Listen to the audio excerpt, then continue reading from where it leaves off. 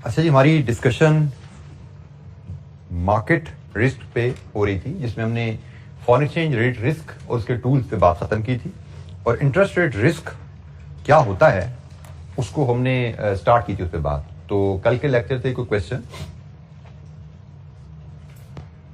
अच्छा जी, interest rate risk hedging के जो टूल हमारे स्कोप में है उसमें पहला टूल है फॉरवर्ड रेट एग्रीमेंट। हम इस टूल को इस्तेमाल करना समझते हैं in the context of when we have a planned loan. जैसे हमने बात की थी, हमने कैश बजट बनाया, हमें पता लगा हमें दिसंबर में लोन की जरूरत है, तो इस सूरत हाल में एफआरए हमें कैसे इंटरेस्ट रेट रिस्क से बचाता है। मैकेनिज्म बड़ा इसका simple on the face of it नजर आ रहा है कि मैंने दिसंबर में लोन लेना है, तो फॉरवर्ड रेट एग्रीमेंट, मैं आज बैंक से इंटरेस्ट रेट पे एग्रीमेंट कर लूं कि मुझे दिसंबर में किस रेट पर लोन मिलेगा। मुझे मेरा कैश बजट बताता है मुझे दिसंबर में 10 मिलियन का लोन चाहिए, फॉरवर्ड रेट एग्रीमेंट, मैं आज बैंक से एग्रीमेंट कर लूं, मुझसे रेट एग्री कर लो भी दिसंबर में 10 मिलियन का लोन किस रेट पे दोगे। On the face of it तो ये ऐसे सिंपल ही नजर आता है, लेकिन इतना आसान होता नहीं है, थोड़ा सा बीच में ट्विस्ट आते हैं। जैसे हमने फ्यूचर में बात की थी ना, नॉन डिलीवरेबल, यहां पे भी वही कहानी है। वहां पे फ्यूचर नॉन डिलीवरेबल था, यहां पे interest rate FRA non deliverable है। अब इसका नॉन डिलीवरेबल से मुराद क्या है? होता यह है कि मैंने एक बैंक से एग्री किया कि भाई मैं आपसे लोन लेना चाहता हूं दिसंबर में 10 मिलियन का, मुझसे रेट एग्री कर लो। बैंक ने कहा ठीक है जी, हम आपको 10% पे रेट एग्री कर लेते हैं आपसे।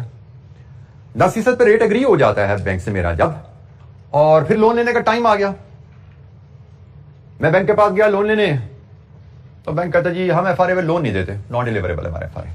Interest rate FRA non deliverable होते हैं, एफआरए के कैसे लोन मिलता नहीं आपको। वो कहेगा जी लोन तो हम नहीं देते आपको, आप लोन किसी और बैंक से ले लो। आपने कहा ठीक है जी, मैं ले लेता हूं लोन से, मैं फलाने बैंक से पैसा किया, वो 12% लोन दे रहा मुझे, तो मेरा आपसे एग्रीमेंट 10% का था। तो बैंक कहेगा जी हाजिर हम 2% का मसला है ना, वो हमसे ले लो। 2% एक्स्ट्रा मांग रहे हैं ना आपसे इंटरेस्ट बैंक आपका, जिससे लोन ले रहे हो, 2% हम आपको दे देते हैं भाई, जो फर्क है, ताकि आपकी कॉस्ट 10% दे रहे। अब होगा क्या, आपने जिस बैंक से एफआरए किया था 2% उससे वसूल करोगे, 10% अपनी जेब से ला लोगे, जिससे लोन लिया 12% उसको दे दोगे, आपकी कॉस्ट 10% रही। अल्टरनेटिवली आपने बैंक से एफआरए किया था कि जी मेरा लोन 10% होगा, लोन लेने का टाइम आया, आपको दूसरे बैंक से लोन 8% में मिल गया, क्योंकि एफआरए तो नॉन डिलीवरेबल है, ये तो साबित है ना। जिस बैंक से एफआरए किया उसने लोन नहीं देना आपको, तो आपने मार्केट से लोन लिया, आपको 8% मिल गया।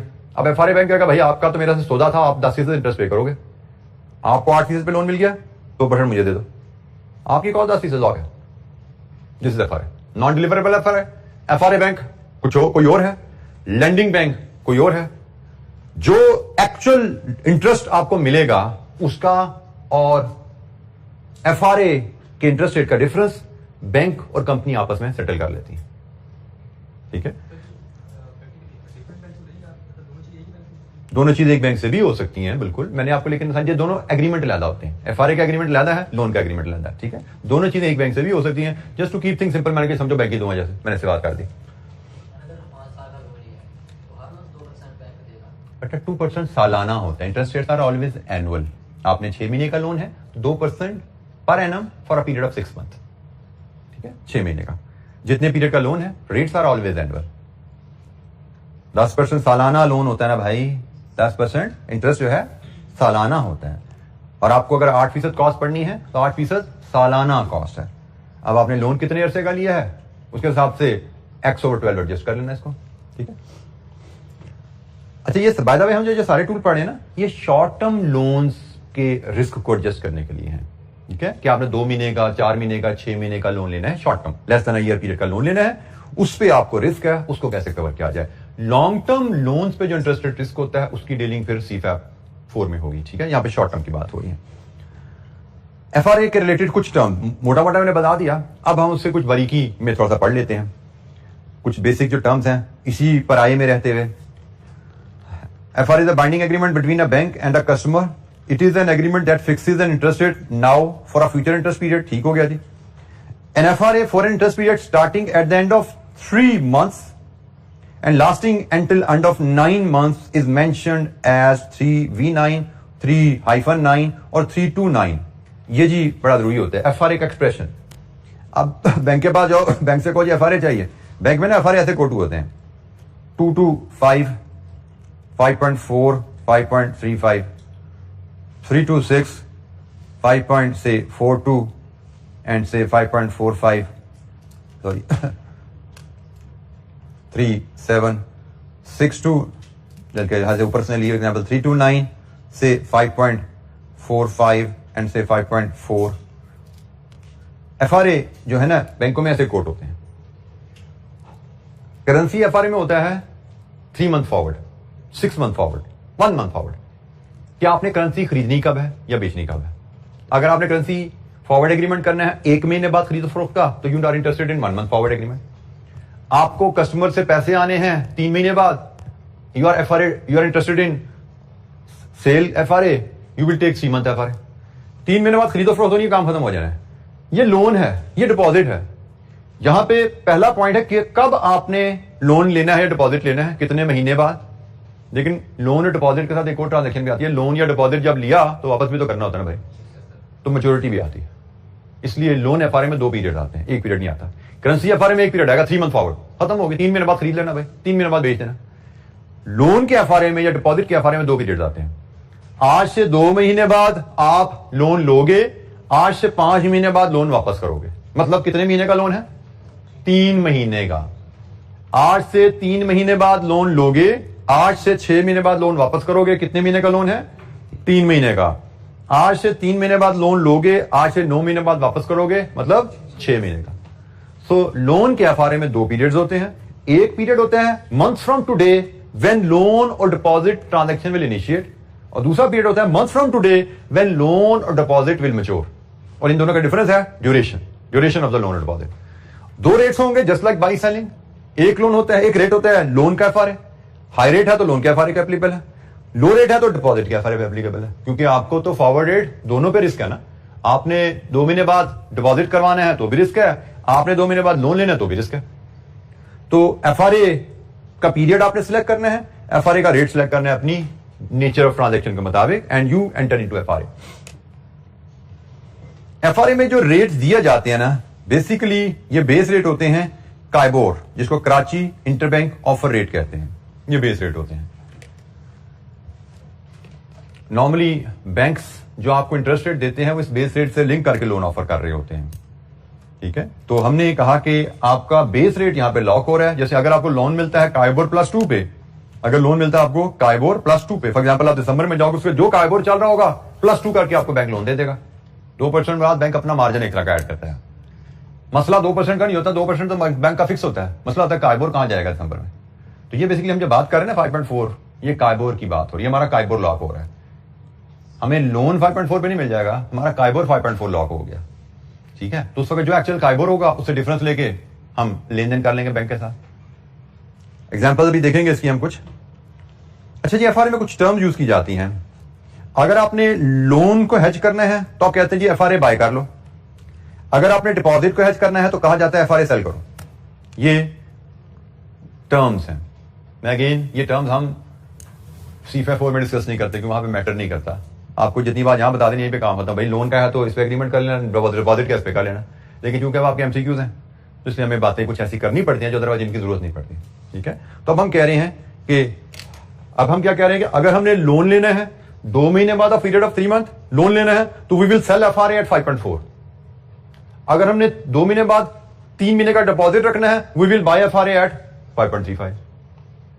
ठीक है, तो लोन का एफआरए सेल एफआरए कहलाता है, डिपॉजिट का एफआरए बाय एफआरए कहलाता है। ठीक है, ये चीज याद रखिएगा। छोटी सी टर्म है, एग्जामिनर हमसे इसको भी टच करने को कह सकता है। और एफआरए से रिलेटेड हमारे पास बड़ी बेसिक सी कुछ एग्जांपल्स हैं। मैं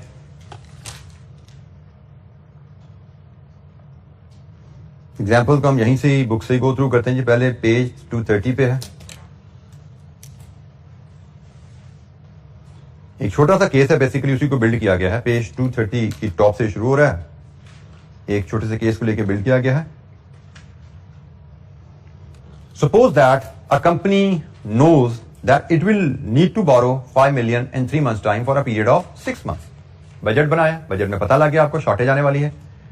3 महीने बाद 6 महीने के लिए चाहिए तो 349 एफआरए एप्लीकेबल है। तो आप बैंक से 5 million का 3V9 एफआरए करोगे आप, और 3V9 अगर एफआरए मिल रहा है आपको इन रेट्स पे तो आपका एग्रीमेंट होगा हाई रेट पे। लोन का एग्रीमेंट है ना, हाई रेट पे होगा। ठीक हो गया। और इसके लिए जो टर्म यूज की जाती है सेलिंग एफआरए। कंपनी क्या करेगी, अपना 5.4 पे 3 to 9 एफआरए 5.4 पे सेल करेगी। डिपॉजिट है, बोरो है, हमने क्या पढ़ा था, मैं भूल गया भाई, पढ़ा। हाँ जी बिल्कुल ठीक है जी, बाय करेगी। बोरिंग के लिए बाय करते हैं, डिपॉजिट के लिए सेल करते हैं। क्योंकि मैंने पता नहीं ये टर्म है सीफेप में नहीं पढ़ाते, इसलिए मैं अभी फ्लुएंट नहीं इन टर्म से। बोरो के लिए बाय।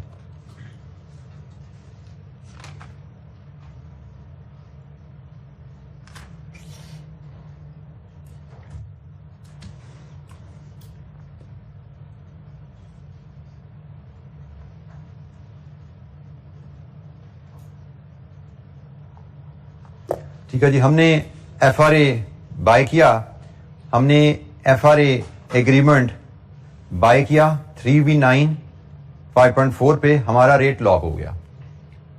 आपने एग्रीमेंट बाय कर लिया, उसके बाद आप 3 महीने इंतजार करेंगे। 3 महीने इंतजार किया, सपोज पहला केस आया eight the end of 3 months, KIBOR 6.25 पे है।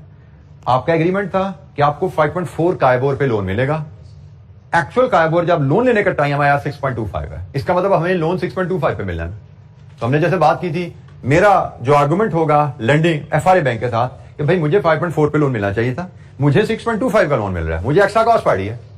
आपसे एग्रीमेंट के हिसाब से मुझे 5.4 कॉस्ट पड़नी चाहिए थी, मुझे 6.25 कॉस्ट पड़ी है, मुझे कंपनसेशन दो। बैंक पे लग गई, बैंक का जी ठीक है जी, ये 6.25 माइनस 5.4 0.85% मैं आपको पे करता हूं, बट ये परसेंट है, पर एनम है, तो इसको वैल्यू में कन्वर्ट किया जाएगा। 0.85% इंटू 5 मिलियन इंटू 6/12, आपका 6 मिलियन का लोन था। तो बैंक कहेगा जी आपके कॉस्ट पे इतना फर्क पड़ रहा है ना, 5 मिलियन का लोन 0.85%, 6 महीने का लोन लीजिए जी 21,250 आई पे यू। जी बेटा, second agreement for the loan, बेटा वो लोन का एग्रीमेंट इस रेट पे हो रहा है ना, उसी से तो हमने एफआरए किया था इस रेट पे, हमारा लोन का एग्रीमेंट हो रहा है इस रेट पे। हमें लोन मिलना चाहिए था 5.4 पे, हमें लोन मिल रहा है 6.25 पे, हमें एग्रीमेंट के मुकाबले में 0.85 एक्स्ट्रा इंटरेस्ट पे करना पड़ा ना, तो ये एक्स्ट्रा इंटरेस्ट हमारे इस लोन, इस एग्रीमेंट की सेटलमेंट में बैंक हमें दे देगा। इसको कहा जाता है एफआरए सेटलमेंट। एफआरए के अगेंस्ट लोन नहीं मिलेगा, एफआरए सेटल होता है कि भाई एफआरए का हिसाब खत्म कर लो, भाई सेटलमेंट से हिसाब खत्म करो। हमने बैंक से एग्री किया, हमें 5.4 पे लोन मिलना चाहिए एफआरए के मुताबिक। बैंक ने कहा भाई 5.4 पे लोन नहीं दे सकता, लोन तो मैं आपको 6.25 पे दूंगा। हाँ, एफआरए का हिसाब खत्म कर लेते हैं, जैसे फ्यूचर में हुआ था, कोई डॉलर नहीं दे सकते हिसाब कर लो, ये भी भैया लोन नहीं दे सकते हिसाब कर लो। ठीक है, तो लोन तो 6.25 पे मिल रहा है, तो हिसाब किताब के मुताबिक आपको 0.85 एक्स्ट्रा पड़ गया ना खर्चा। बैंक कहता है वो मुझसे ले लो आप, ठीक हो गया। तो 0.85% को वैल्यू में कन्वर्ट किया गया, आपका लोन पीरियड वैल्यू में कन्वर्ट किया गया 21,250। ये खर्चा आपको एफआरए बैंक पे कर देगा, ये अमाउंट एफआरए बैंक पे कर देगा। ठीक है जी, FRA settled by the payment from the bank. इस केस में बैंक ने पे करनी है to the buyer of FRA. अच्छा, इसमें एक छोटा सा कैच और है, सिर्फ कैच है, उसकी कैलकुलेशन हमारे स्कोप में नहीं है। सीफेप 4 में जैसे हम कैलकुलेशन भी करते हैं, वो कैच क्या है अब जरा तोजह से सुन लीजिएगा। हमने एफआरए किया है 3 to 9। शॉर्ट टर्म लोन्स में लोन स्टार्ट होना है यहां पे, रीपे होना है यहां पे, एग्रीड। शॉर्ट टर्म लोन्स में इंटरेस्ट कहां पे किया जाता है, with maturity. Short term loan में यहां पे कंपनी लोन लेती है, 6 महीने बाद प्रिंसिपल विद इंटरेस्ट रीपे करती है। This how it is done. Long term में ना क्वार्टरली, 6 मंथली, सालाना इंटरेस्ट जाता रहता है। शॉर्ट टर्म में तो 6 महीने का लोन है, एक ही दफा विद प्रिंसिपल इंटरेस्ट जाता है। अब जरा होता क्या है कि एफआरए सेटल यहां पे होना होता है। एफआरए सेटल यहां पे हो जाता है कि भाई जब मैंने लोन ले लिया तो एफआरए को यहीं पे कहानी खत्म की जाती है। यहां पे कॉन्सेप्ट क्या आता है कि भाई मैं एफआरए बैंक के पास गया, उसको मैंने कहा कि भाई मुझे तो जो आपसे एग्रीमेंट था उसके मुकाबले में 0.85% ज्यादा इंटरेस्ट पड़ा, तो यू शुड पे मी। अब एफआरए सेटलमेंट यहां पे होनी है, और यहां पे मैं बेसिकली क्या ले रहा हूं, एक्स्ट्रा इंटरेस्ट कॉस्ट की कंपनसेशन।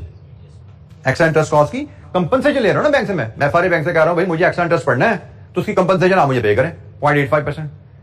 अब बैंक ने मुझे एफआरए सेटलमेंट यहां देनी है और मैंने एक्स्ट्रा इंटरेस्ट पे कब करना है। ये एक छोटा सा कॉन्सेप्ट है। चूंकि सेटलमेंट एडवांस में होती है तो वो पूरी अमाउंट में नहीं होती, वो 21,250 में नहीं होती, वो प्रेजेंट वैल्यू में होती है। 6 महीने एडवांस में है ना, तो 6 महीने की डिस्काउंटिंग करके की जाती है। ठीक हो गया। तो ये एक छोटा सा कॉन्सेप्ट है, इसकी कैलकुलेशन हमें किताब में नजर नहीं आ रही, ठीक है।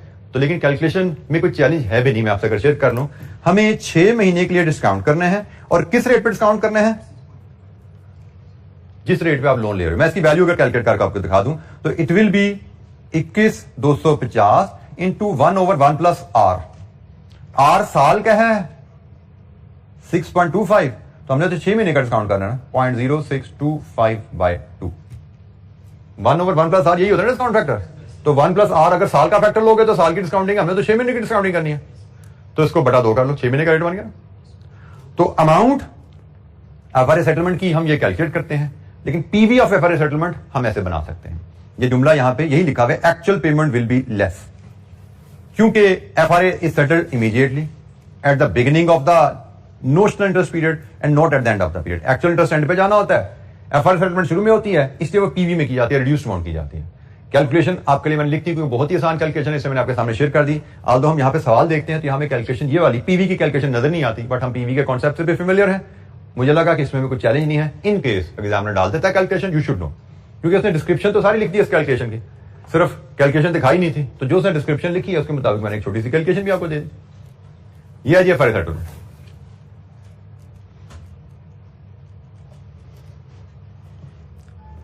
अच्छा, इसी एग्जाम्पल की कंटिन्यूएशन का एक और केस है। आपने एफआरए किया था 5.4 पे, लेट्स अज्यूम मार्केट में जब लोन लेने का टाइम आया इंटरेस्ट रेट 4.75 है।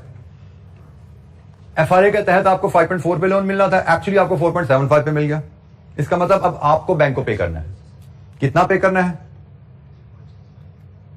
0.65%। अब ये buyer of FRA to bank, payment from buyer to bank जाएगी 0.65। इसकी वैल्यू भी इसी अंदाज में कैलकुलेट की जाएगी, 0.65 इंटू 5 इंटू 6/12, 16,250। और ये भी पीवी में पे की जाती है भाई, ये भी एडवांस में पे होनी है ना। एफआरए सेटलमेंट कंपनी पे करे या बैंक पे करे, पे तो एडवांस में हो रहा है, ये भी पीवी में होगी। इसकी पीवी बनेगी 16,250 into 1/1 plus R. R will be adjusted for 6 month, और इस केस में आर है जो रेफरेंस रेट है। पिछले केस में रेफरेंस रेट 6.25% था, इस केस में रेफरेंस रेट 4.75 है, तो इस पे इसकी पीवी कैलकुलेट की जाती है। तो यह है जी एफआरए की कहानी।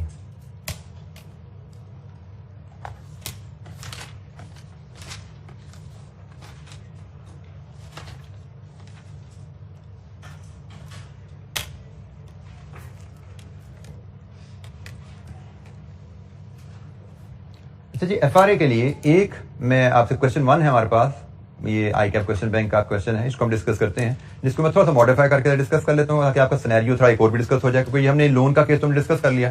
तो क्वेश्चन 1 है, वो भी लोन का ही बना हुआ था, लेकिन मैं उसको डिपॉजिट का बना के डिस्कस कर लेता हूँ आपसे। हम इसको थोड़ा सा मॉडिफाई करते हैं, सिर्फ एक वर्ड में चेंज करता हूँ ताकि हमारी दूसरी ट्रांजेक्शन भी कवर हो जाए। On January 1, 2002X, ABC company is planning to deposit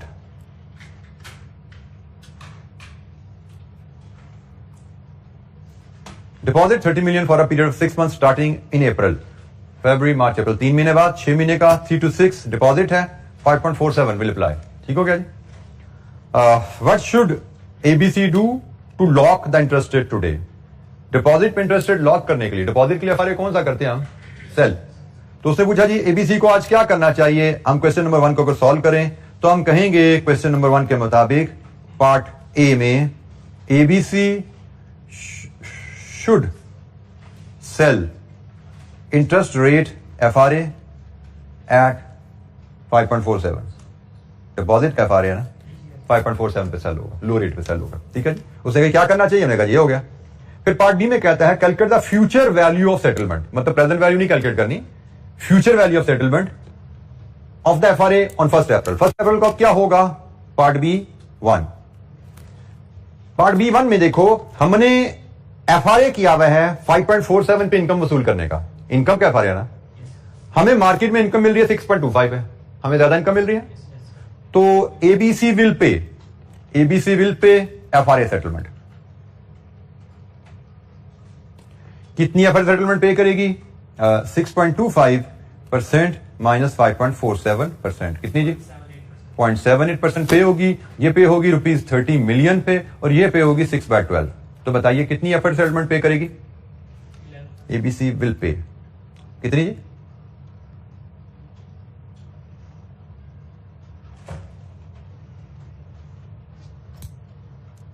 .7 C million में बोल रहे हो, 0.117, 1,17,000 रुपीज में ले आओ। 1,17,000 पूरा है या कुछ और भी है? 1,17,000 ये जी। B1 हमने FRA किया 5.47 पे में इनकम आनी चाहिए, एक्चुअल इनकम हमें मिल रही है 6.25 है, तो हमें फिर FRA सेटलमेंट पे करनी पड़ेगी। हम पे करेंगे 0.78%, 30 मिलियन पे 6 महीने का डिपॉजिट है, ये हम पे करेंगे, बट ये फ्यूचर वैल्यू है। एक्चुअली ये प्रेजेंट वैल्यू में पे होता है, ठीक है, एक्चुअली ये प्रेजेंट वैल्यू में पे होता है। हमसे उसने फ्यूचर वैल्यू मांगी थी, वो मैंने दे दी। अगर प्रेजेंट वैल्यू मांगता तो 1,17,000 into 1/1 plus R 0.0625, this is the relevant rate, applicable rate, 6 monthly rate करना है इसको, ये कर लो, ये पीवी आ गई थी। उसने हमसे फ्यूचर वैल्यू ऑफ सेटलमेंट कही थी, this is called future value of settlement. Actually present value of settlement पे होती है, वो भी हम कैलकुलेट करके आप दिखा देते हैं, एक्स्ट्रा वर्किंग है, रिक्वायर्ड नहीं है। दूसरा केस, अगर 6 मंथली कायबोर 4.955 पे आ जाए, हमने कहा था कि हम 5.47 इनकम वसूल करेंगे, इनकम में मिल दिया कम, इसका मतलब bank will pay, FRA bank will pay FRA settlement. कितनी होगी FRA सेटलमेंट?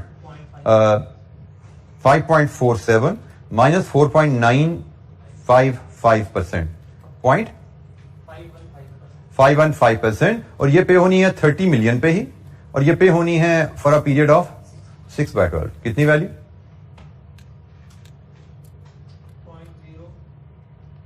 मिलियन रुपीज में बता दीजिए बेटा।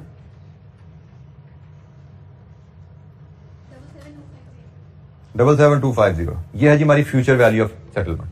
सवाल हमारे यहां पे खत्म हो जाता है। अगर हमसे पीवी कहा जाए तो वो होगी जी 77250 into 1/1 plus 0.04955/2, 6 month interest adjust किया। हम सिर्फ इंटरेस्ट को एडजस्ट करते हैं फॉर पीरियड, ख्याल करना है 1 is for principal, 1 plus R को हमने 6 महीने का बना लिया, यहां से हम पीवी ले सकते हैं अगर कहा जाता तो। हमने एक केस FRA लोन का डिस्कस किया, एक केस FRA डिपॉजिट का डिस्कस कर लिया, और FRA में यही है, इसके अलावा इंशाअल्लाह हमें कुछ आने की उम्मीद नहीं। पास पेपर में इस पे कुछ नजर नहीं आ रहा, क्योंकि पास पेपर हमारे पास बड़े लिमिटेड है, मैं बार बार बोल चुका हूं, आपको फिर बता दूं। मॉडल पेपर में एक फ्यूचर का क्वेश्चन है जो शायद हमने कर लिया हुआ है, और पास पेपर में फ्रिंकल इंस्टीट्यूट में एक FRA मनी मार्केट है जो भी नहीं किया, इंशाअल्लाह हम डिस्कशन क्लास में इसको देख लेंगे, but that will be simple इंशाअल्लाह। जी बेटा।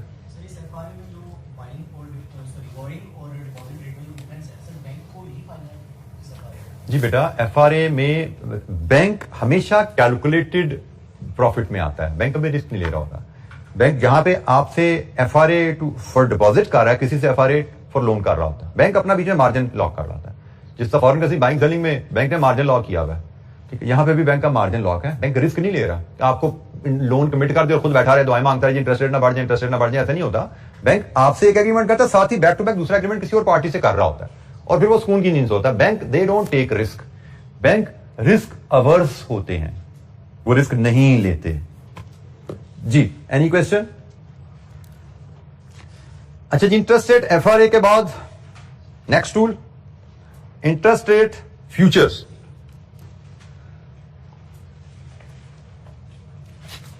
Interest rate futures just like forward, जैसे हम कहते हैं, ये भी फॉरवर्ड की तरह के एग्रीमेंट्स होते हैं, लेकिन ये जस्ट लाइक फॉरवर्ड, जब करेंसी फ्यूचर पढ़ा था, करेंसी जो अमाउंट होती है ना उसमें स्टैंडर्ड होती है, कॉन्ट्रैक्ट साइज का कॉन्सेप्ट आता है यहां पे कॉन्ट्रैक्ट साइज का कॉन्सेप्ट आता है।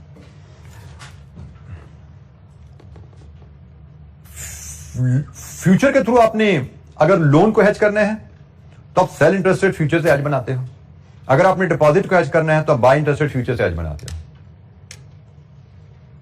अभी हमने पढ़ा था बोरिंग FRA से करना है तो बाय FRA करो, डिपॉजिट FRA से करना है तो सेल FRA करो। यहां पे उल्टा हो गया थोड़ा सा, यहां पे आपने कहा बोरिंग करनी है हेज, बोरिंग का मसला है, इंटरेस्ट पेमेंट का रिस्क है तो सेल FRA, और डिपॉजिट मनी का रिस्क है, इंटरेस्ट इनकम रिसीव करनी है तो बाय FRA। अच्छा, लेकिन यहां पे फ्यूचर की कहानी थोड़ी सी डिफरेंट रहती है इस लिहाज से भी, एक तो कॉन्ट्रैक्ट साइज का मामला होता है। FRA में आप 10 लाख, 15 लाख, 50 लाख, 75 लाख, 75 लाख 500, 505 मिलियन, 507 मिलियन, 507 या 2 मिलियन, किसी भी अमाउंट का एग्रीमेंट कर सकते हो। इधर ऐसा नहीं, स्टैंडर्ड कॉन्ट्रैक्ट साइज होते हैं। जैसे कॉन्ट्रैक्ट साइज अगर 1 मिलियन है तो you can only have an agreement to borrow और invest in the multiple of 1 million. Contract size आ गया। अच्छा, यहां पे फिर फ्यूचर की प्राइसेस आती हैं। फ्यूचर की प्राइसेस थोड़ी सी डिफरेंट होती हैं, यहां पे इनका मैकेनिज्म थोड़ा फर्क होता है। नॉर्मली हमने कहा था, करेंसी में कहा था ना कि जिस तरह एफआरए की प्राइस होती है वैसे ही फ्यूचर की प्राइस होती है। एफआरए की प्राइस अगर रुपीज पर डॉलर 250 रुपए है तो फ्यूचर की प्राइस भी लगभग वैसे ही होती है, 250 रुपए ही होती है। लेकिन इंटरेस्ट रेट फ्यूचर में प्राइसिंग मैकेनिज्म फर्क है। अगर आपका 3 मंथ एफआरए, जो कि हमने कहा था एक तरह का टाइबोर होता है, अगर वो 4% है तो फ्यूचर की प्राइस, इंटरेस्ट रेट फ्यूचर की प्राइस 100 माइनस 4 96 होगी। फ्यूचर की प्राइस का मैकेनिज्म थोड़ा सा फर्क रखा जाता है। मतलब फ्यूचर की प्राइस अगर 96 है ना, इसका मतलब इंटरेस्ट फ्यूचर का रेट 4% है। अगर फ्यूचर की प्राइस 95 है ना, इसका मतलब फ्यूचर का इंटरेस्ट रेट 5% है। ठीक है। करेंसी फॉरवर्ड का रेट और करेंसी फ्यूचर का रेट एक ही तरीके से लिखे जाते हैं, लेकिन इंटरेस्ट रेट फॉरवर्ड का रेट और इंटरेस्ट रेट फ्यूचर का रेट लिखने का तरीका थोड़ा फर्क है। इंटरेस्ट रेट फॉरवर्ड का रेट तो सिंपल है 4% पर एनम, लेकिन फ्यूचर का रेट 100 माइनस 4 होता है 96। तो अगर फ्यूचर की प्राइस 96 लिखी नजर आ रही है, इसका मतलब फॉरवर्ड रेट आपका 4% है। इसमें आपका एग्रीमेंट 4% पे हो रहा है। अगर आपके फ्यूचर की प्राइस 95 ऑफर हो रही है, इसका मतलब आपको फॉरवर्ड रेट 5% ऑफर हो रहा है। प्राइस का मैकेनिज्म इसका थोड़ा फर्क होता है। जैसे यहां पे एग्जांपल दी हुई है कि भाई अगर रेट 5.22 है, इसका मतलब फ्यूचर की प्राइस 94.7 है। अगर प्राइस 93.56 आपको बताएगी है, इसका मतलब 6.44 इंटरेस्ट रेट है। तो ये आपने ध्यान में रखना है कि 100 माइनस आर, हमारी प्राइस 100 माइनस आर से बनती है, 100 माइनस काइबोर से बनती है फ्यूचर की प्राइस। ऐसा किया क्यों जाता है? ऐसा किया इसलिए जाता है कि जब इंटरेस्ट रेट बढ़ेगा तो फ्यूचर की प्राइस गिरेगी। इंटरेस्ट रेट 4 से 5 पे जाएगा तो फ्यूचर की प्राइस 96 से 95 पे आ जाएगी। ये मैकेनिज्म इसलिए बिल्ड किया जाता है। जब इंटरेस्ट रेट गिरेगा तो फ्यूचर की प्राइस बढ़ेगी। ये मैकेनिज्म इसलिए बिल्ड किया गया कि ये बिहेवियर हम ले सकें। हमने प्राइस को 100 माइनस आर क्यों किया? क्योंकि हम ये बिहेवियर को टारगेट कर रहे थे कि जब इंटरेस्ट रेट की कीमत, इंटरेस्ट रेट बढ़े तो फ्यूचर की प्राइस गिरे, जब इंटरेस्ट रेट गिरे तो फ्यूचर की प्राइस बढ़े। हम ये टारगेट करना चाहते थे, इसलिए हमने फ्यूचर की प्राइस का मैकेनिज्म ही बदल दिया। अगर हम फ्यूचर की प्राइस भी इंटरेस्ट रेट पे ही रखते तो इंटरेस्ट रेट बढ़ता, फ्यूचर बढ़ता, इंटरेस्ट रेट गिरता, फ्यूचर गिरता। हम उलट चाह रहे थे, तो उलट के लिए हमने फिर ये किया। तब इंटरेस्ट रेट बढ़ेगा, फ्यूचर गिरेगा, इंटरेस्ट रेट गिरेगा, फ्यूचर बढ़ेगा। ये हम हासिल करना चाहते थे। क्यों? वो अभी हम एग्जाम्पल देखेंगे, उसमें में नजर आएगा ये मैकेनिज्म। अभी हम एग्जाम्पल पे जाएंगे, ये वहां पे हमें मैकेनिज्म नजर आएगा कि हम ऐसा क्यों चाह रहे हैं।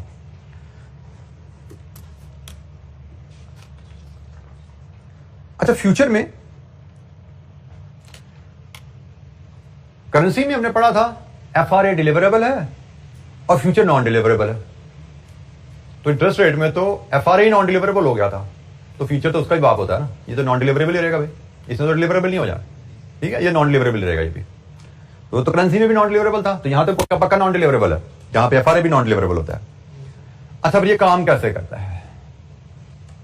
ये काम वैसे करता है जैसे बेटा आपने कल एक जगह नुकसान तो दूसरी जगह फायदा। वैसे तो करेंसी फ्यूचर भी वैसे ही काम करता था, लेकिन हमें जो स्कोप डिस्कशन दी गई उसमें वो रिफ्लेक्ट नहीं हुआ। लेकिन यहां पे बिल्कुल वैसे ही चीज रिफ्लेक्ट हो रही है कि अगर मार्केट में इंटरेस्ट रेट बढ़ेगा तो फ्यूचर की प्राइस गिरेगी, मार्केट में इंटरेस्ट रेट गिरेगा तो फ्यूचर की प्राइस बढ़ेगी। अब जरा सुनो, जरा यहां पे आओ। ये मैंने लोन लेना है। लोन लेने के लिए क्या करूंगा मैं? सेल। लोन लेना है 3 महीने बाद। मुझे डर क्या है? इंटरेस्ट रेट बढ़ ना जाए, इसी से डरता हूं ना मैं। इंटरेस्ट रेट गिरेगा तो मैं छलांगे मारूंगा भाई। इंटरेस्ट रेट के बढ़ने से मैं डरता हूं, इंटरेस्ट रेट के बढ़ने से मैं डरता हूं। मैंने एफआरए ये फ्यूचर बेच दिया, सेल किया, सिंपल बाइंग सेलिंग की ट्रांजैक्शन समझो। मैंने फ्यूचर बेच दिया, अब इंटरेस्ट रेट वाकई बढ़ गया तो फ्यूचर सस्ता हो जाएगा ना। यही पढ़ा था ना, 100 माइनस आर। कभी जब इंटरेस्ट रेट बढ़ेगा तो फ्यूचर सस्ता हो जाएगा। अब मैंने फ्यूचर के थ्रू लोन तो नहीं लेना, मैंने सेल किया था, मैंने बाय करना है वापस जाकर। तो मैंने फ्यूचर सेल कर दिया, इंटरेस्ट रेट बढ़ गया तो फ्यूचर सस्ता हो गया, मैं उसको बाय करके खाता खत्म करूंगा अपना। तो इंटरेस्ट रेट बढ़ने से जो मेरा नुकसान हुआ इधर से मुनाफा आ जाएगा। सेल महंगा किया था, खरीदा सस्ता, बराबर हो गया, ऑफसेट हो गया। यहां पे आ जाओ, मैंने डिपॉजिट करवाना है, मैंने इनकम कमानी है, मुझे डर के इंटरेस्ट रेट गिरना जाए 3 महीने में। हल क्या है? फ्यूचर बाय कर लो, फ्यूचर बाय कर लो। फ्यूचर समझो गंदम मैं खरीद ली मैंने, मुझे डर है इंटरेस्ट रेट गिर ना जाए, मैंने कहा यार ये गंदम खरीद करा लो, पकड़ ली मैंने जनाब गंदम। अब मुझे पता है इंटरेस्ट रेट अगर गिरेगा तो फ्यूचर बढ़ जाएगा, तो गंदम महंगी हो जाएगी ना भाई, सस्ती खरीदी थी महंगी बेच दूंगा, तो इधर मेरा नुकसान हुआ, उधर से फायदा आ गया। तो फ्यूचर बेसिकली आपका एक तरह का एक ऐसा एग्रीमेंट है जिसको हमने लिंक कर दिया हुआ है इंटरेस्ट रेट के साथ, और इस अंदाज में लिंक किया है कि अगर इंटरेस्ट रेट बढ़ेगा फ्यूचर की प्राइस गिरेगी, अगर इंटरेस्ट रेट गिरेगा तो फ्यूचर की प्राइस बढ़ेगी। इंटरेस्ट रेट बढ़ने से अगर मुझे लोन पे ज्यादा इंटरेस्ट पे करना पड़ रहा है तो वो इंटरेस्ट मुझे इंटरेस्ट रेट फ्यूचर की प्राइस गिरने से फायदे से कवर हो जाता है। अगर इंटरेस्ट रेट गिरने से मुझे इनकम में कमी आ रही है तो वो इनकम में कमी मेरी इस केस में इंटरेस्ट रेट के बढ़ने, फ्यूचर के बढ़ने से इनकम की सूरत में कवर हो जाती है। सो ये बेसिक मैकेनिज्म है इनका। इसके लिए हमारे पास एक छोटी सी एग्जांपल है जी, हम उसको देखते हैं। ये एग्जांपल हमारे पास पेज 231 पे है, पेज 231 पे हमारे पास एग्जांपल है।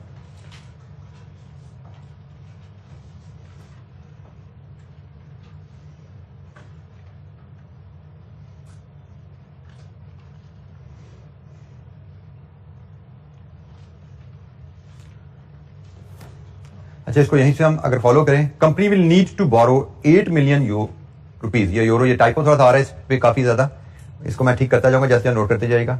अ company will need to borrow 8 million for a period of 3 months, 8 million for a period of 3 months, ये जरा टाइपो ठीक कर लीजिएगा।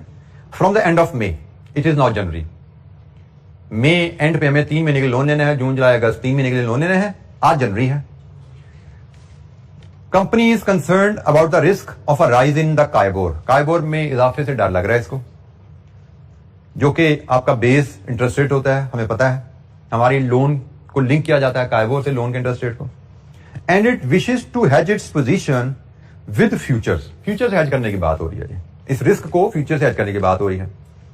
करंट स्पॉट काइबोर, आज अगर लोन लेना हो तो 3.5% पे काइबोर मिलता है, आज अगर लोन लेना है 3.5 पे काइबोर मिलता है। आप 3 महीने का लोन लेना हो या 6 महीने का लोन लेना हो, दोनों पे 3.5% काइबोर ही लग रहा है। And the current June KIBOR future price is the same 96.5। अच्छा, यहां पे जिसने फ्यूचर के साथ एक महीना भी अटैच कर दिया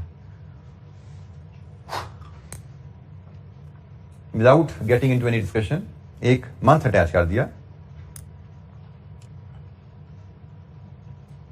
अच्छा, इसके बारे में एक बेसिक सा असूल याद रख लीजिए, किताब में वो पीछे असूल कहीं डिस्कस नहीं हुआ, यहां पे एकदम ये इसने एंट्री डाल दी इसकी। जैसे मैंने कहा ना कि ये टॉपिक पे डेप्थ वो ज्यादा होती है, तो इसको जब सिंपलीफाई करते करते कोई ना कोई गलती हो जाती है, जैसे मुझसे भी कल एक गलती होनी थी, मैं तो किया, लेकिन किताब वाले से छप गई तो छप गई, तो अब छप गई है तो फिर हमें इसको थोड़ा सा समझ लेना चाहिए।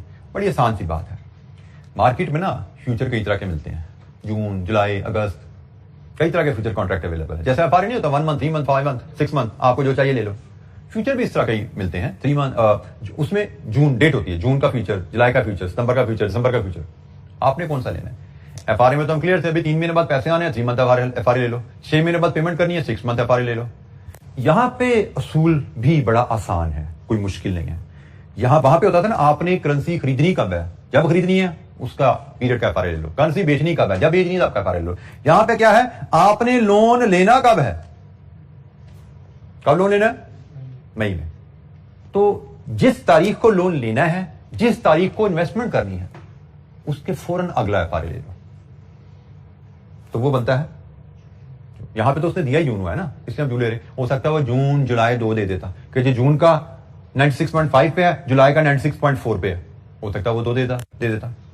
तो हमारा असूल क्या है, जिस तारीख को लोन लेना है, जिस तारीख को हमने इन्वेस्टमेंट करनी है, उसके फौरन बाद वाला एफआरए लेना, फ्यूचर लेना होता है। एफआरए में डेट मैचिंग होती है, क्योंकि एफआरए होता है ओवर द काउंटर।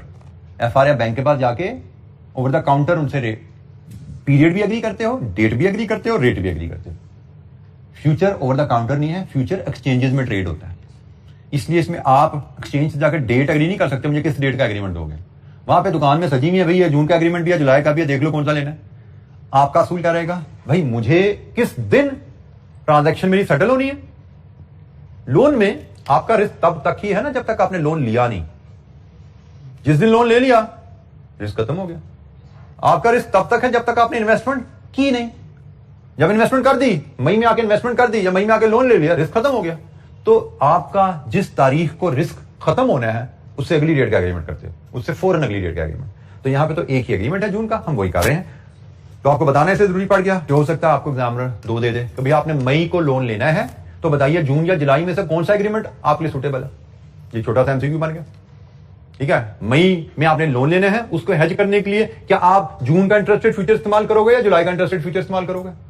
तो आंसर इज वेरी सिंपल, मई में लोन लेना है तो मई के फौरन बाद वाला जून। अच्छा, करेंसी में भी ये असूल अप्लाई होता है। करेंसी में भी सेम यही असूल अप्लाई होता है कि डॉलर खरीदने कब है, मई में, तो फौरन बाद वाला फ्यूचर जून है या जुलाई जो भी अवेलेबल है, फौरन बाद वाला। जी बेटा,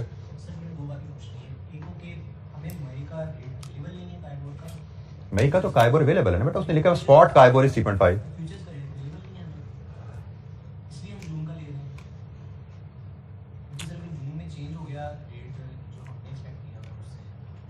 बेटा हमने लोन तो मई में ले लेना है, लोन तो हमने मई में ही ले लेना है, हमने जून तक तो जाना ही नहीं है। ठीक है, तो इसलिए ये मैटर नहीं करता जो क्वेश्चन कर रहे हो, ये मैटर करता नहीं है क्या जो आप क्वेश्चन कर रहे हो, क्योंकि हमने तो जून में लोन लेना ही नहीं है, हमने तो मई में लोन लेना। अभी हम एग्जांपल देखते हैं, उसमें आपको क्लियर हो जाएगी बात। मैं इसको मजीद प्रिसाइज कर दूं, यहाँ पे उसने डेटें नहीं ना दी हुई, इसलिए मैं इसको टच नहीं करता। मई का महीना लिखा हुआ है तो मई का महीने को लेकर चल रहा हूँ। अब वो 1 मई है, 15 मई है, 31 मई है, बारीकियां और भी आ जाती हैं, हम उसमें भी इसको टच नहीं कर रहे। फिलहाल आप यही सूल याद रखो कि भाई जिस दिन आपने, मैं मंथ से निकल कर दिन पे आ जाता हूं, जिस दिन आपने लोन लेना है उस दिन के बाद की डेट का जो भी फ्यूचर अवेलेबल है ले लो। फॉर एग्जांपल वो कहता आपने 30 मई को लोन लेना है और आपको 31 मई का फ्यूचर अवेलेबल है। 30 के बाद 31, तो फौरन बाद वाला तो 31 मई हुआ ना, जून वाला तो उससे आगे निकल गया, आप 31 मई वाला ले लो नियरेस्ट। ठीक है, आपकी जो ट्रांजैक्शन डेट है, जिस दिन आपने लोन लेना है या डिपॉजिट करना है, उसके बाद इमीडिएट बाद वाला जो अवेलेबल है ले लो। तो यहां पे इमीडिएट बाद में, यहां पे तो था ही एक ना, इमीडिएट बाद वाला तो क्वेश्चन ही नहीं आ रहा था। ठीक है, लेकिन अगर क्वेश्चन आ जाए तो इमीडिएट बाद वाला। अच्छा जी, जून काइबोर 96.5 पे अवेलेबल जी हमें। अच्छा, यहां पे भी वैल्यू ऑफ टिक का कॉन्सेप्ट है, फ्यूचर आ गया ना, तो टिक साइज भी है और वैल्यू ऑफ टिक भी है। तो इसका टिक साइज और वैल्यू ऑफ टिक जरा समझ लो। यहां पे हमने फ्यूचर की प्राइस कहा 100 माइनस आर होती है। For example if KIBOR is, हमारे केस की तरह 3.5 ही है अगर, तो इंटरेस्ट रेट फ्यूचर की प्राइस होगी 100 माइनस 3.5, ये बनता है जी 96.5। फ्यूचर की प्राइस नॉर्मली 2 डेसिमल में लिखी जाती है। यू मे और may not put a percentage sign, आप ये लगाओ या ना लगाओ फर्क नहीं पड़ता, बट इट अंडरस्टूड 96.5 का मतलब 3.5% है। टिक साइज, टिक साइज की डेफिनेशन वही है जी, minimum movement in the future price that can be recorded. तो minimum movement that can be recorded here is 0.01%। यही है, 0.9649 हो सकता है या 96.51 हो सकता है, तो 0.01% की मूवमेंट रिकॉर्ड होती है। फिर वैल्यू ऑफ टिक आ जाता है। वैल्यू ऑफ टिक हमने पढ़ा था कि एक कॉन्ट्रैक्ट की प्राइस एक टिक मूव कर जाए नफा या नुकसान। तो उसमें हमने जो देखा था करेंसी में, टिक साइज इनटू कॉन्ट्रैक्ट साइज,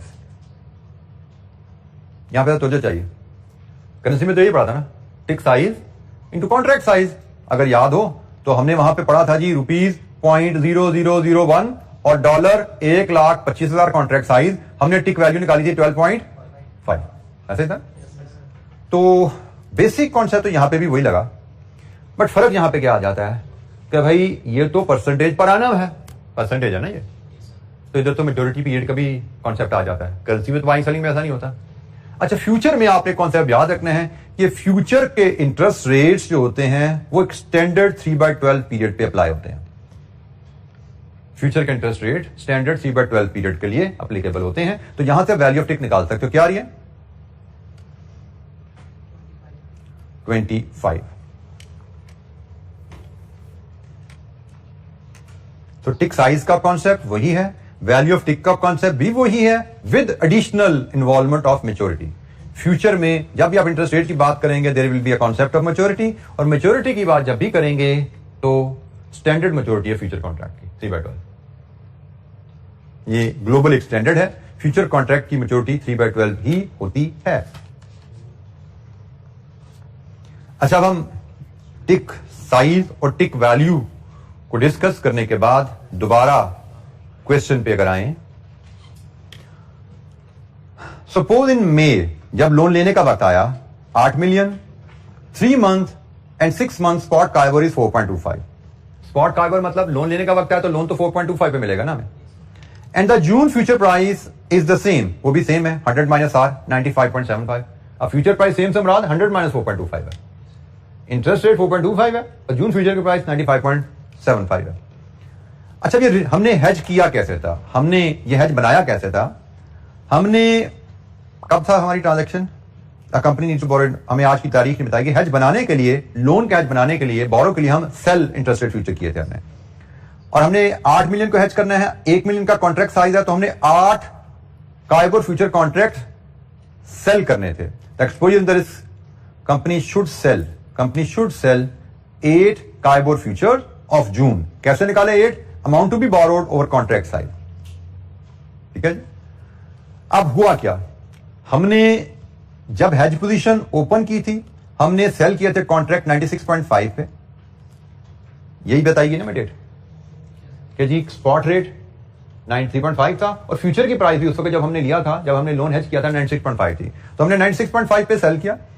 फिर जब आ गई मई की तारीख, at the time of loan, जब लोन लेने का वक्त आया तो हमने ये एग्रीमेंट रिवर्स किया, हमने फ्यूचर को बाय कर लिया। इससे हमें 0.75% का फायदा हो गया। इस 0.75% फायदे को आप कैसे कैलकुलेट कर सकते हो, वैल्यू में 0.75% into 8 contracts of 1 million each into 3/12। बताओ यहां से टोटल फायदा कितना हुआ? 15,000। आपने फ्यूचर सेल किया, आपने फ्यूचर बाय किया, आपको इतने का फायदा हो गया 0.75। आपने 8 कॉन्ट्रैक्ट्स 1 मिलियन के लिए, उस पर 0.75 का फायदा है, लेकिन परसेंटेज फ्यूचर कॉन्ट्रैक्ट में हमेशा 3/12 से एडजस्ट होगी। 3/12 पे एडजस्ट किया, 15,000 आ गया। यहां पे भी टाइपो है, यहां पे यूरो का साइन लिखा गया, इसको रुपीस बना लीजिएगा। अच्छा जी, इसकी अल्टरनेटिव कैलकुलेशन टिक के साथ वो ये गिवन है 8 कॉन्ट्रैक्ट्स, इसको आप 75 टिक्स पढ़ते हैं, 75 टिक्स इंटू 25, ये 15,000 ऐसे निकाला जा सकता है। तो 15,000 की कैलकुलेशन आप ऐसे कर लो या ऐसे कर लो, एक ही बात है। 0.75% को आप 75 टिक्स भी पढ़ेंगे आप।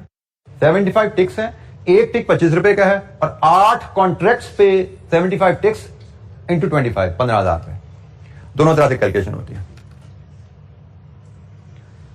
फ्यूचर हेज, लोन के केस में आप इंटरेस्ट रेट फ्यूचर बेचते हो जब आपके कैश बजट ने बनाया आपको लोन लेना है, फिर लोन लेने के टाइम पे आप फ्यूचर बाय करते हो और नफा या नुकसान कैलकुलेट कर लेते हो। अब आ जाते हो भाई, अब फ्यूचर की कहानी खत्म होगी, अब लोन लिया जाए। आप मार्केट में गए, 8 मिलियन का 4.25% पे 3/12 लोन लिया, ये उसकी कॉस्ट बनी। 15,000 आपने फ्यूचर में कमा लिया था, उससे रिड्यूस किया, ये आपकी नेट इंटरेस्ट कॉस्ट आ गई। मार्केट में इंटरेस्ट रेट बढ़ गया था ना, तो बढ़ने की वजह से तो नुकसान हुआ था, फ्यूचर में आपको फायदा हो गया, उससे कंपनसेट हो गया। और हम यहां पे देख सकते हैं कि हमारी कॉस्ट 3.5% की 3.5% पे रहेगी। जितना हमें इंटरेस्ट रेट के बढ़ने से नुकसान हुआ था, उतना ही हमें फ्यूचर की प्राइस गिरने से फायदा हो गया। प्रैक्टिकली हमें जितना इंटरेस्ट रेट बढ़ने से नुकसान हुआ, उतना ही फ्यूचर प्राइस गिरने से फायदा हो गया। अल्टीमेटली हमारी कॉस्ट वही 3.5% पे ही रह गई।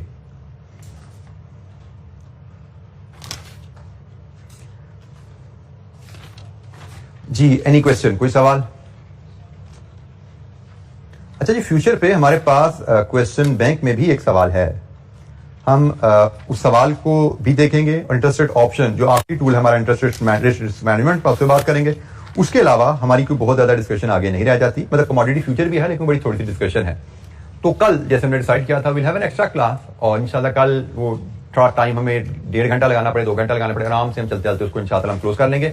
टाइम का इशू रह गया था कि कल हमें किस टाइम क्लास रखनी चाहिए, तो उसमें कुछ बच्चों का कहना था कि कोई और भी क्लास आने वाली है। मॉर्निंग में रखेंगे, चले फिर 2 दफा आना पड़ेगा बेटा मेरी क्लास, तो फिर तकरीबन मैं 3 बजे रखना चाह रहा हूँ मैं। हाँ मॉर्निंग में रखेंगे और इतनी लेंथी होगी नहीं, कब तक? मैं 3 बजे तक तो खत्म कर ही देंगे ना, कि उससे भी आगे ले जाएंगे।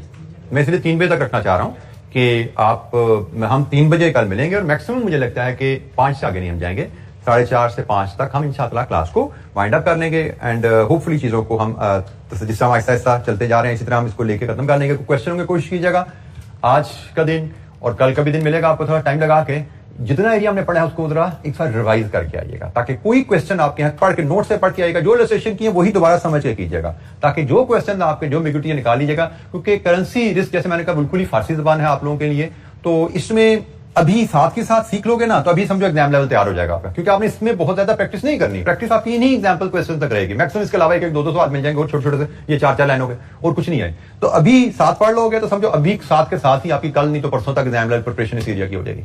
लेकिन अगर आपने इसको ब्रेक लगा दिया यार बाद में देखेंगे, तो आप चांस ले रहे हो, क्योंकि बाद में ये देखा जाना नहीं है, बाद में आपको समझ आना नहीं है। अभी मौका है, अभी पढ़ लें, दिक्कत होगी कल हम डिस्कस कर लेंगे इंशाअल्लाह, ठीक है। फिर मिलेंगे दोबारा रिवीजन डिस्कशन सेशन की, उसमें बात हो जाएगी। कोशिश करें इसको पेंडिंग ना कीजिएगा, क्योंकि पेंडिंग कर लिया तो यू विल बी टेकिंग, जैसे हमने देखा कितने नंबर आए थे इस टर्म में 10। यहां से देख लेते हैं कौन सी दूर चीज पड़ी है, ये पड़ी है दोनों टर्म में जी आया है, ये सिर्फ एक में नहीं मॉडल में भी आया हुआ है ये, और हमारे पास स्प्रिंग 22 में भी है, दोनों जगह ही नंबर मिल रहे हैं जी। और ये नंबर है दोनों जगह, एक जगह 11 एक जगह 10, तो इसका मतलब कंपलसरी है ये, इस चैप्टर के बगैर आपका काम होना नहीं है। और ये चैप्टर पढ़ने में आपको मे भी थोड़ा सा मुश्किल लग रहा है, जैसे मैंने कहा कि फारसी ज़बान लग रही है, लेकिन एग्जाम पॉइंट ऑफ व्यू से let me tell you this is going to be one of the easiest question. अगर आपने इसको यहाँ पे ग्रिप कर लिया 1-2 दिनों में, तो ये सबसे आसान सवाल आपका होने वाला है। फ्यूचर का सवाल तो हमने कर लिया हुआ है, एफआरए मनी मार्केट भी हमने जो क्लास में सवाल इलस्ट्रेशन की हुई ना उनसे आसान ही सवाल आया हुआ है ध्यान में, जो इलस्ट्रेशन हमने की है। तो ये आपका तैयार है टॉपिक, जितना क्लासरूम लेवल रीडिंग रिवीजन और क्वेश्चन मैक्सिमम जो बुक में है कर लिए, या एक सवाल मैंने आपसे कोई और शेयर कर लिया तो कर लिया, इससे बाहर आपने नहीं जाना, और बड़ा लिमिटेड चीजें हैं यहाँ, यही आपको इंशाल्लाह पूरे नंबर दिलवाएंगे। थोड़ी सी जी रिफ्रेशमेंट का हमने बंदोबस्त किया हुआ है, काफी क्लास तो आपकी तो कल होनी है, लेकिन बाकी बच्चों की आज हो रही थी, तो मैंने कहा ये काम स्टाफ पता नहीं कल अवेलेबल हो या ना हो, तो आप सब लोगों के लिए क्लास के रेफरेंस से, ठीक है जी। तो बाकी इंशाअल्लाह अब हम कल मिलेंगे, और उसके बाद फिर हम कोई रिवीजन रिलेटेड कोई डिस्कशन करनी है, आप लोगों की रिवीजन स्ट्रेटजी क्या होनी चाहिए, हमारा प्लान क्या होगा, हम उस पर इंशाअल्लाह वो भी बात करेंगे, और कल इंशाअल्लाह हम इस सेशन को क्लोज करेंगे इंशाअल्लाह।